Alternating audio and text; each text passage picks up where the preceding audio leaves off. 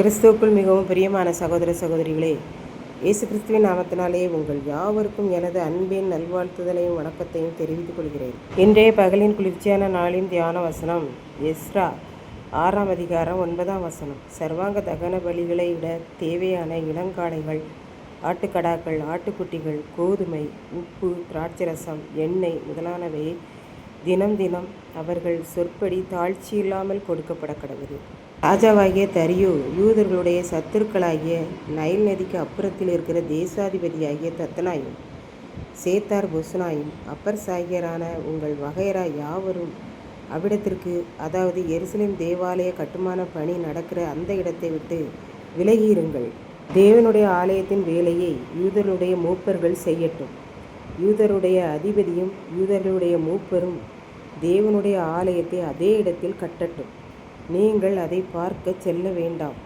நீங்கள் யூதருடைய மூப்பர் கட்டும் விஷயத்தில் அவர்களுக்கு செய்யத்தக்கதாய் நம்மால் உண்டான கட்டளை என்னவென்றால், அந்த மனிதர்களுக்கு தடை உண்டாகாதபடிக்கு நதிக்கு அப்புறத்தில் வாங்கப்படும் பகுதியாகிய ராஜாவின் திரவியத்திலே அவர்களுக்கு தாமதமில்லாமல் தேவாலய கட்டுமான பணிக்கு ஆகும் செலவை கொடுக்க வேண்டும். ஆகவே நீங்கள் இந்த காரியத்தில் கவனமாய் இருப்பீர்களாக என்று எழுதினதும் அல்லாமல், பரலோகத்தின் தேவனானவருக்கு சர்வாங்க தகன பலிகளை இட தேவையான இளங்காளைகள், ஆட்டுக்கடாக்கள், ஆட்டுக்குட்டிகள், கோதுமை, உப்பு, திராட்சரசம், எண்ணெய் முதலான பொருட்கள் தினம் கேட்டு அவர்கள் சொன்னபடியே குறைவில்லாமல் கொடுக்கப்பட வேண்டும் என்று அந்த கடிதத்தில் எழுதி அனுப்பினார். யூத மக்கள் எருசலேமிலே தேவாலயத்தை கட்டினதுமன்றி தினம் ஆண்டவருக்கு பலிகளையும் சர்வாங்க தகன பலிகளையும் குறைவில்லாமல் செலுத்தி இருக்கிறார்கள். நாமும் அனுதினமும் ஆண்டவருக்கு துதி பலிகள், ஸ்தோத்திர பலிகளை செலுத்த வேண்டும் என்பதாக நாம் கற்றுக்கொள்கிறோம். இப்படித்தான் ஒருவர் ஒரு சாட்சி சொன்னார். அதில் அவர், நான் கடந்த 2002ஆம் ஆண்டு ஜனவரி மாதம் 5ஆம் தேதி ரட்சிக்கப்பட்டேன் என்று கூறினார். அதன் பின்பு அவர் அந்த ரட்சிப்பை பற்றி கவலைப்படவில்லை. ஆனால் அதை கேட்டு கொண்டிருந்தவர்கள் நினைத்தார்கள், இதென்ன, ஒரு நாள் ரட்சிக்கப்பட்டால் போதுமா, விடுதலை பெற்றால் போதுமா, தினமும் ரட்சிக்கப்பட்டால் தானே நாம் முடிவு வரைந்தும் நிலை நிற்போம், இவர் என்ன இப்படி கூறுகிறார் என்று நினைத்தார்கள்.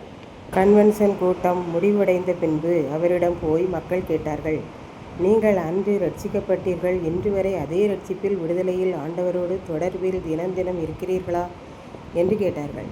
அன்றிலிருந்து அவர் அப்படி சாட்சி சொல்லாமல் தினம் நான் ஆண்டவரை பிடித்து கொள்கிறேன், அவர் என்னை அனுதினமும் ரட்சிக்கிறார் என்று கூறுகிறார். எத்தனை உண்மை என்று பாருங்கள். இதைத்தான் நம் ஆண்டவர் கூறுகிறார், அதிகாலையில் என்னை தேடுகிறவன் என்னை கண்டடைகிறான் என்று. அதனால் நாம் அனுதினமும் காலைதோறும் அவரை தேடுகிற போது அவரை கண்டுகொள்ள முடியும்.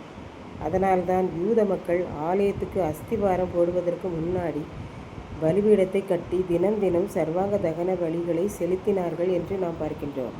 இதை கேட்டுக்கொண்டிருக்கும் எனக்கன்பானவர்களே, இன்றைக்கு நாம் தினம் ஆண்டவரை தேடுகிறோமா, இல்லை எப்போதாவது அவரை தேடுகிறோமா என்பதை சிந்தித்து பார்ப்போம். அன்றைக்கு யூதர்கள் பரலோகத்தின் தேவனை தினம் தேடினார்கள். இளங்காளைகள், ஆட்டுக்குட்டிகள், ஆட்டுக்கடாக்கள் என்று பலிகளையும் சர்வாங்க தகன பலிகளையும் செலுத்தினார்கள் என்று பார்க்கின்றோம். நாமும் அனுதினமும் ஆண்டவரை மறவாதபடி எச்சரிக்கையாய் அவரை தேடுவோம்.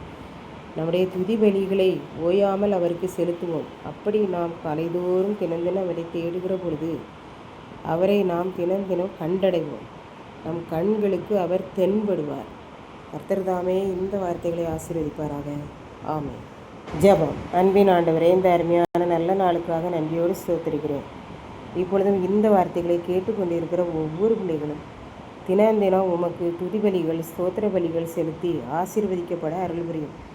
மீட்பர் இயேசு கிறிஸ்துவின் நாமத்திலே தாழ்மையோடு வேண்டிக் கொள்கிறேன் பிதாவே. ஆமென்.